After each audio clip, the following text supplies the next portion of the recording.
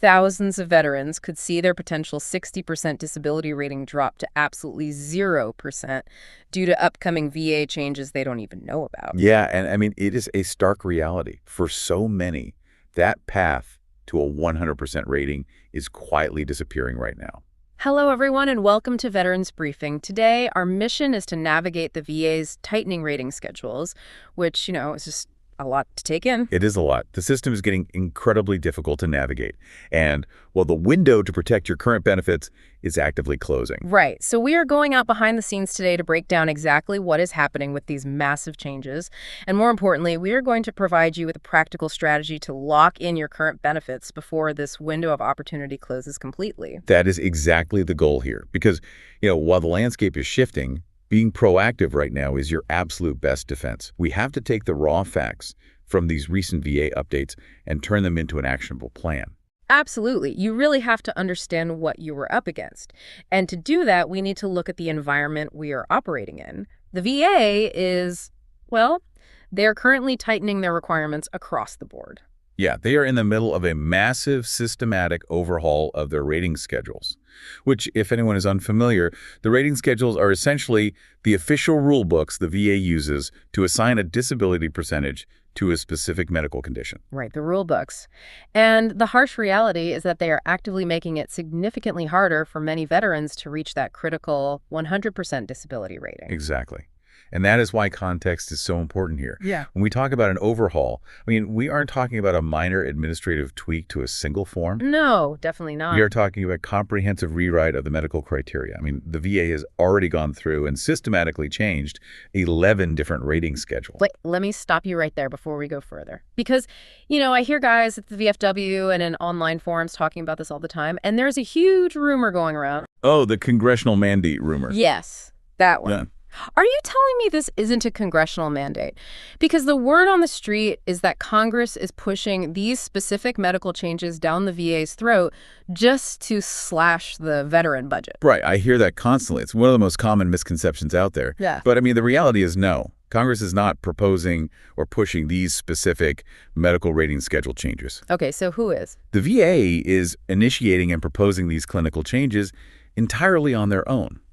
Now, Congress has looked at the resulting financial shifts and, identified it as a funding mechanism, but the actual mechanical changes the decision to rate a specific symptom higher or lower that is happening strictly at the VA level. Wow. So this is the VA basically moving the goalposts on their own. Exactly. And that distinction is crucial. If you believe this is just politicians arguing in Washington, you might think you can just wait around for a legislative fix. Right, like it'll just blow over. Exactly. But you can't. You have to focus your attention on the VA's internal rules and processes right now, because those are the rules that will dictate your claim. That makes perfect sense. And we have already seen veterans get caught off guard by these VA-driven deadlines. Like the recent change to the digestive system schedule is a perfect example of this. Oh, absolutely. The GRD changes were brutal for a lot of folks. Yeah, veterans who ignored the changes regarding GERD, gastroesophageal reflux disease, they found out the hard way that these deadlines are rigid. The window on the old, more favorable GERD ratings slammed shut. It really was a harsh reality check. Mm-hmm. Because a lot of veterans assumed they had plenty of time or, that they would be grandfathered in regardless of when they filed. But they weren't. No, they weren't. Which brings us to the ticking clock we are facing today. There are 4 final schedules left to be changed in this massive overhaul. Right, the final 4. Yes. Yeah. Auditory, respiratory, mental health, and neurological. And this isn't speculation about some distant abstract future, right? The VA actually testified at a congressional hearing about this. Yes, they did. They testified that these final 4 schedules will be completed by the end of the fiscal year, specifically by October 1st, 2026. So that is a hard deadline. By October 1st, 2026, those final 4 rule books will be completely rewritten.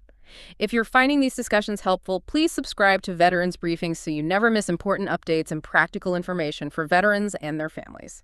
Because staying informed on the mechanics of those specific rules is exactly how you protect yourself. Knowing the deadline is one thing, but, we really need to look at what is actually changing inside those rule books. Let's do that, because the most worrisome proposed updates we are seeing right now sit squarely in the auditory and respiratory categories. Let's dive into the auditory schedule first, specifically focusing on tinnitus. Right, the ringing in the ears. Yeah. For anyone who has served around aircraft, artillery, or even just spent time on a noisy flight line, tinnitus is incredibly common. Under the current rules, you can file a claim for tinnitus all by itself. But under the proposed changes, the VA is eliminating tinnitus as a standalone condition entirely. Which is wild to think about. It is. Think about the mechanical impact of that. Under the new proposal, tinnitus will only be treated as a symptom of another underlying condition, like hearing loss or a traumatic brain injury. So you will not be able to just claim the ringing itself as your primary disability anymore. No, you won't. But hold on, the ringing in the ears is the disability for so many veterans. I mean, it's what keeps them up at night. Why force it to be a symptom? What is the VA's justification for treating it like a byproduct rather than the main issue? Well, the VA's physiological reasoning is that tinnitus is rarely an isolated event. Neurologically and medically, they argue it is almost always linked to acoustic trauma that causes some level of hearing loss. Even if that hearing loss isn't severe enough to get a rating. Right, exactly. Even if it doesn't warrant a high rating on its own. They're trying to align their rating schedule with a strict medical model. But, practically speaking for the veteran, it creates a massive bottleneck. Because it forces you to prove a larger, often more complex underlying condition just to get compensated for the ringing. Exactly. Now, there is one very specific caveat in the fine print of this new tinnitus rule, though. Right, the 10% rule. Yes. The only way you can get a 10% rating for tinnitus under the new proposal is if you have a non-compensable hearing loss rating. Okay, break that down for us. What does non-compensable mean in VA terms? In VA terms, non-compensable means you have documented hearing loss, but it's rated at 0%. If you have that specific 0% rating on paper, then they will rate the accompanying tinnitus at 10%. But look at how narrow that doorway becomes. You have to have the exact right documentation of hearing loss that falls into that specific 0% window just to get the 10% for the ringing. It completely changes the threshold and the strategy for how you approach any auditory claim moving forward. And as drastic as that is, the changes to the respiratory schedule are arguably even harsher, particularly when we look at sleep apnea. Oh, definitely. Sleep apnea is incredibly prevalent in the veteran community. And this change really highlights how aggressive these new rules can be. Right now, the standard is very clear. If you have service-connected sleep apnea and a doctor prescribes you a CPAP machine to help you breathe at night, you warrant a 50% rating. But under the new proposed rules, that standard completely flips. If the VA deems that your sleep apnea is, quote, adequately treated by that CPAP machine, your rating drops to 0%. It is a profound shift in how they evaluate disability. They are looking at your treated state rather than the underlying condition that requires the treatment in the first place. Yeah, and I have to challenge the philosophy on this because it feels incredibly frustrating. Why the sudden shift to the treated state? Exactly. I mean, if my leg is amputated in combat, and the VA gives me a state-of-the-art prosthetic that helps me walk perfectly, I'm still missing a leg. I still have a severe disability. Right. The prosthetic doesn't erase the amputation. Exactly. So why is the VA treating a CPAP machine like a magical cure instead of a medical crutch required to literally survive the night? It is a brilliant question, and it cuts right to the heart of the VA's evolving philosophy. The VA is increasingly arguing that disability compensation should be strictly tied to current occupational impairment. Meaning how much it impacts your ability to work. Yes, meaning how much does this condition impact your ability to work and function right now, today. Their logic is that if a machine allows you to sleep normally and function without daytime fatigue, your occupational impairment is 0, hence a 0% rating. But it essentially penalizes a veteran for following medical advice. You have a serious breathing condition, your doctor prescribes a machine so you don't stop breathing in your sleep, and because you comply and the machine works, the VA says your disability is 0. That is exactly what is happening. They are moving away from compensating for the mere existence of a disease state and moving toward compensating only for the unmitigated symptoms. Let's look at the stark mathematical reality of this for a moment, because it's huge. Let's take a veteran who has both of these incredibly common conditions. Under the current rules today, if you get a 10% rating for standalone tinnitus and a 50% rating for sleep apnea with a CPAP, VA math combines those. Right, because VA math doesn't just add straight down. Exactly. 50 plus 10 combines with their specific rounding rules to give you a 60% overall rating. And a 60% rating is life-changing for a lot of people. It provides significant monthly tax-free compensation. It opens up access to comprehensive health care benefits. And, it provides stability for a veteran's family. But now, take that exact same veteran with the exact same military service and the exact same physical symptoms, put them under the new proposed rules. It's a completely different picture.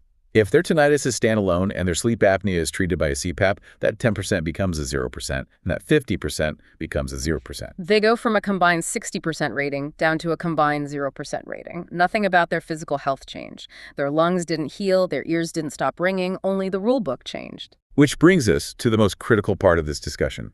We cannot just talk about these changes philosophically. Right, we need a plan. Exactly. Knowing that a drop from 60% to 0% is looming for some of the most common claims in the entire veteran community, we have to move from awareness to action. So how can veterans lock in the current rules right now, today? The very first step, and this is something you can literally do the moment this briefing ends, is to call the VA. Yeah. The number is 800-827-1000. Okay, 800-827-1000. And what do you say when they answer? When you get a representative on the line, you tell them you are a veteran and you need to submit an intent to file for compensation. Just those words, intent to file. Yes. That phone call is arguably the single most important action you can take to protect yourself right now. They will ask you if this intent to file is for pension or compensation, and you must specify compensation. Does it matter what the specific claim is going to be? Not at that moment, no. Whether it's for a bad back, a knee issue, an increase on a current rating, or a brand new claim for sleep apnea, getting that intent to file in the system is paramount. Think of the intent to file like taking a ticket at a busy deli counter. It doesn't matter if the owner decides to change the prices on the menu board while you are standing there waiting in line. You pay the price that was on the board the exact moment you pulled your number. That is a perfect way to look at it. Submitting an intent to file locks you into today's timeline. Even if the VA changes the rating schedules next month, your claim is anchored to the rules that were in place the day you submitted that intent. It buys you a critical window of time, doesn't it? It does. It gives you exactly 1 year from the date of submission to actually gather your medical evidence and put your full formal claim together, all while protecting your potential back pay from that initial date. So you pull your ticket, you secure your date. Step 2 is where the heavy lifting actually begins, which is developing your claim. It is going to be up to you to pull the narrative and the evidence together. Yeah, you have to start thinking critically about all the conditions you might want to explore.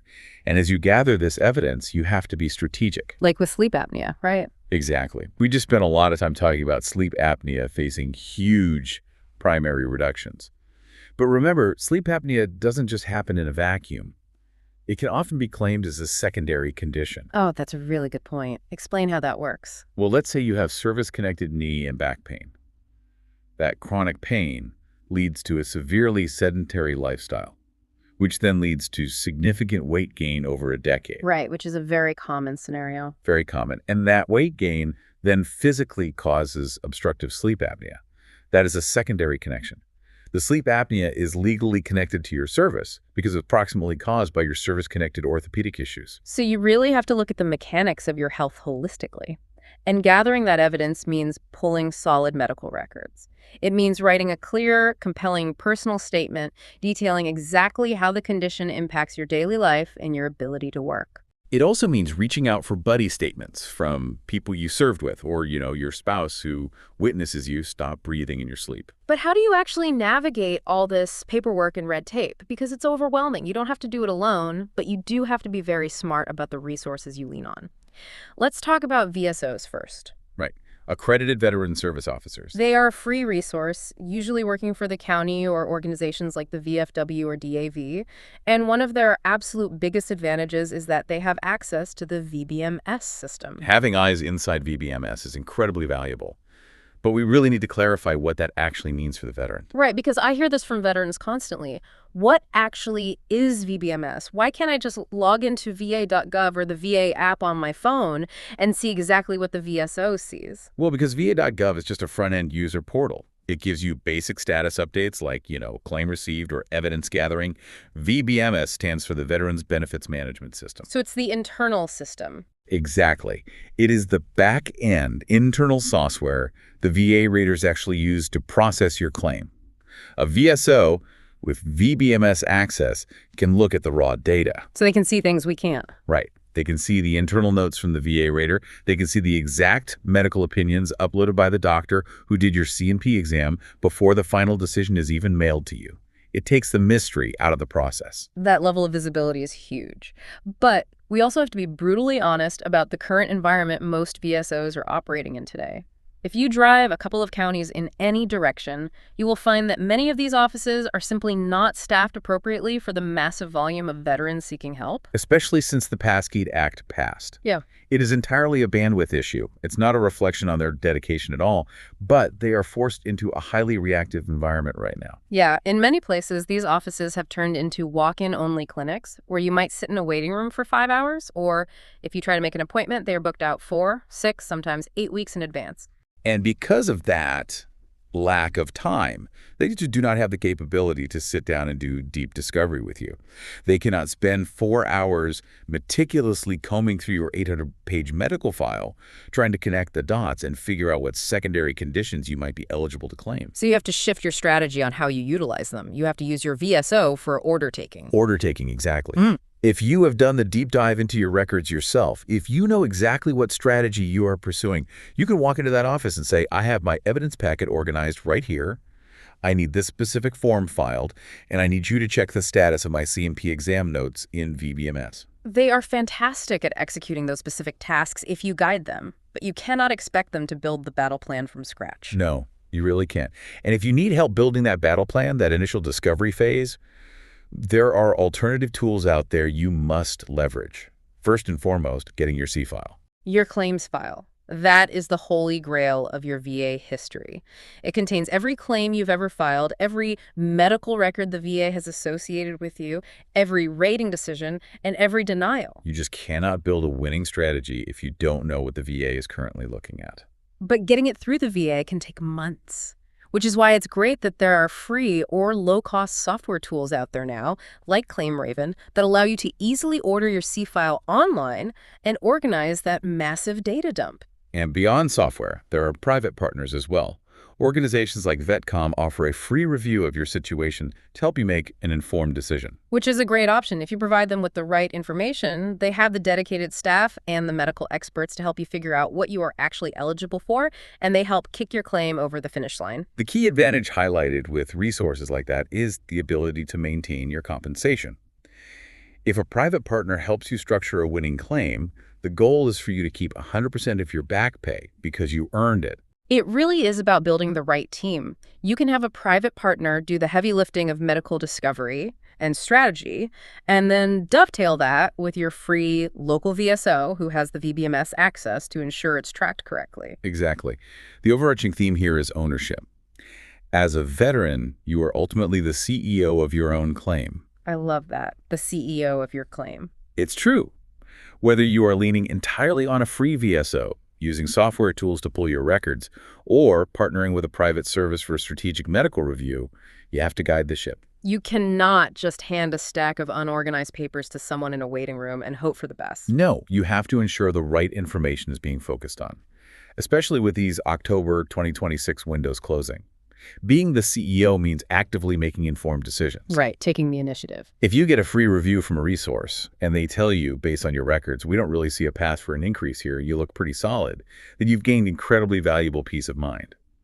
But you only get that insight if you take the initiative to ask for the review in the first place. You have the tools available today to either do this entirely for free or at a very low cost, potentially securing tens of thousands of dollars in back pay and healthcare access that rightfully belongs to you.